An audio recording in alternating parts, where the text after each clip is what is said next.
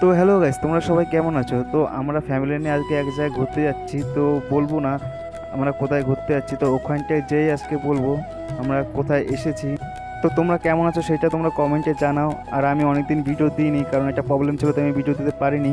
তো ফাইনালি আমি বলছি আমরা কোথায় এসেছি। আমরা হচ্ছে শাওরাজি এসেছি।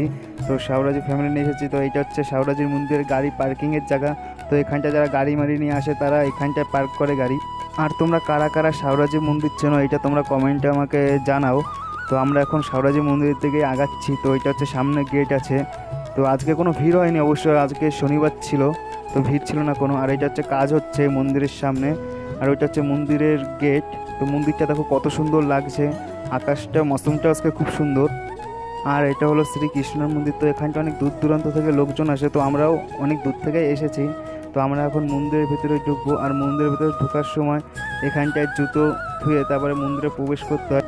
আর এটা হলো মন্দিরের গেট। তো ভাই মন্দিরের ভিতরে ঢুকলাম, শ্রীকৃষ্ণের জয়ধ্বনি দিচ্ছে, তো তোমরাও শোনো।